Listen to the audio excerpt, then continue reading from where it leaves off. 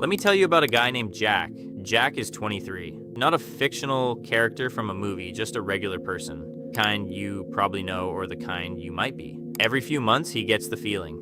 You know the one. That specific combination of restlessness and clarity that arrives usually after watching something inspiring or after a bad week or after looking in the mirror a little too long. The feeling that things need to change, that he needs to change. And this time, he's actually going to do it. So Jack builds the routine. He writes it out carefully. Wake up at 6, 30 minutes of exercise, cold shower, read for 20 minutes, no phone for the first hour, work on his skills, sleep by 11. He writes it in his notes app. He might even buy a journal specifically for this. The routine looks good on paper. It looks like the life of someone who has their life together. Day 1 goes well, day 2 goes well. Day 3, he sleeps through the alarm, but still does most of it. Day 5, he skips the workout because he's tired, but tells himself he'll double up tomorrow. Day 7, something comes up. Day 10, the routine is technically still happening, but it's hollowed out. He's going through the motions of a few items and quietly dropping the rest. Day 14, it's gone, like it evaporated, and then Jack feels something worse than the original restlessness. He feels like proof of something. Like this is just who he is. Someone who starts and doesn't finish. Someone who wants things but can't hold himself together long enough to get them. He waits for the next wave of motivation. It comes eventually, he builds another routine, and the cycle repeats. So here's the thing about Jack that I want you to sit with before we talk about any solution. Jack doesn't have a discipline problem. He doesn't have a laziness problem. He doesn't even really have a motivation problem because he clearly generates motivation regularly. It just doesn't hold. What Jack has is a misunderstanding about what consistency actually is. And it's the same misunderstanding almost everyone has because nobody corrects it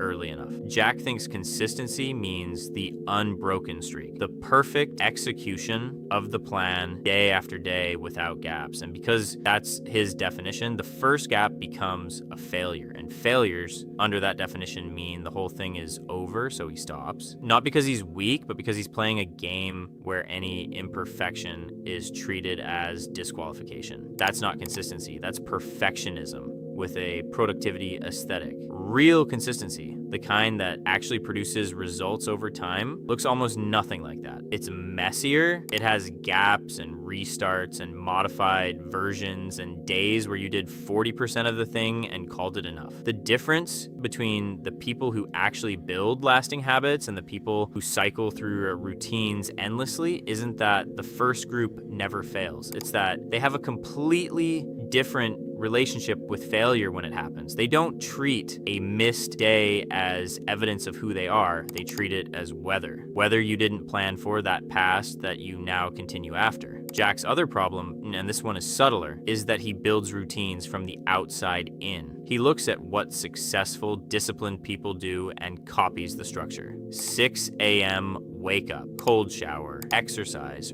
read. It's all legitimate stuff. None of it is wrong, but it isn't his. It's a costume. And costumes feel fine on day 1 when the novelty is carrying you. By day 10, you're wearing someone else's life and wondering why it doesn't feel like yours. The routines that actually stick, the ones that compound into something real, are built from the inside out. They start with a question that most people skip entirely because it feels too soft, too therapy adjacent, too slow. The question is, what do I actually want my days to feel like? Not what should they look like, not what would impress someone watching. What would make you feel at the end of an ordinary Tuesday, like you'd lived it rather than just survived it? For some people, that's physical. They need to move their body or everything else feels off. For some people, it's creative. They need to make something or they go slightly stir crazy. For some people, it's quiet. They need uninterrupted thinking time or the day feels like noise from start to finish. Whatever it is for you, that's the anchor. That's the thing the routine should be built around, not the thing that looks best written down, the thing that actually matters to you when you're honest. Because a routine built around what you actually need is one you'll return to naturally after a gap. A routine built around what you think you should need is one you'll quietly resent until you abandon it. Back to Jack. Around the 4th or 5th cycle, something small shifts. He stops trying to build the perfect routine and starts trying to answer a simpler question.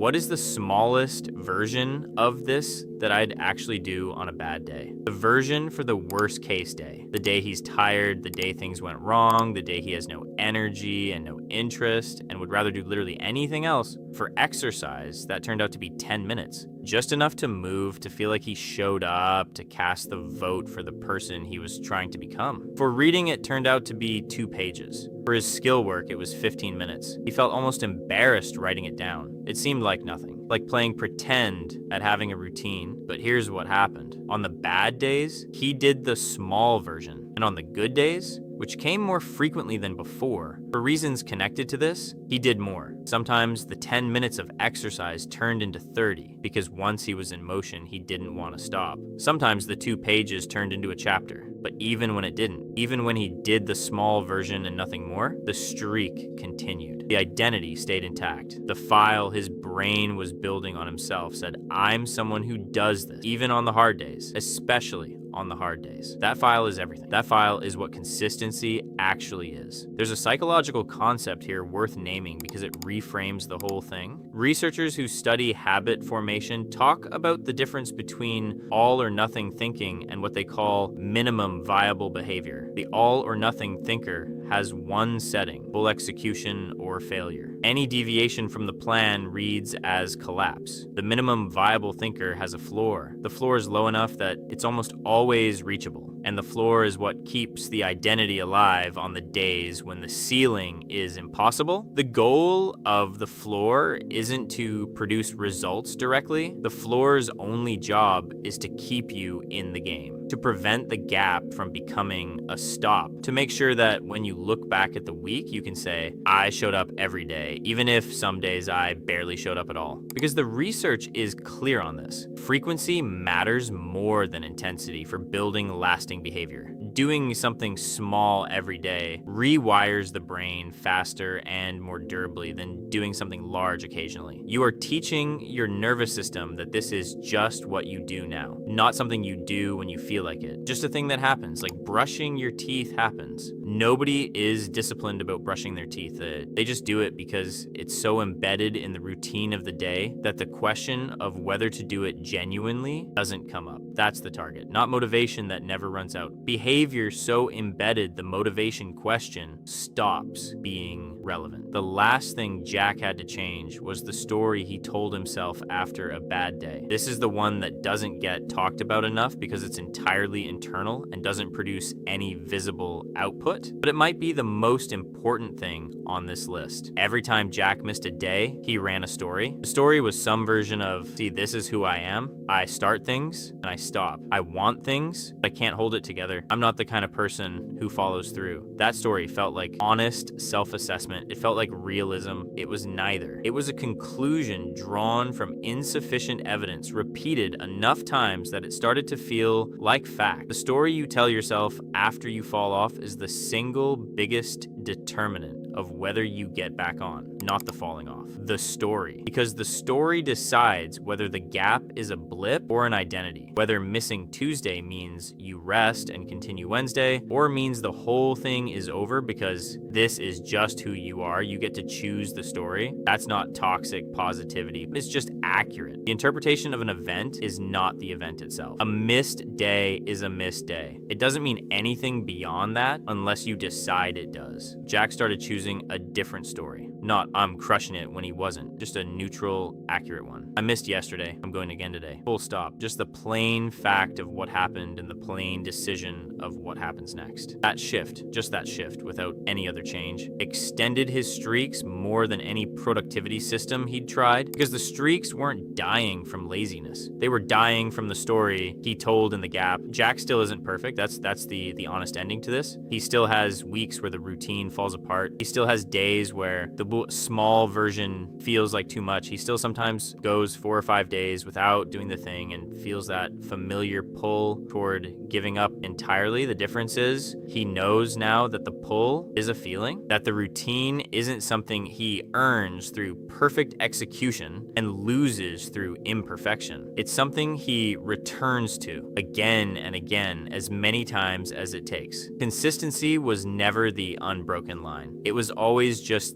the willingness to keep coming back, however many times that takes.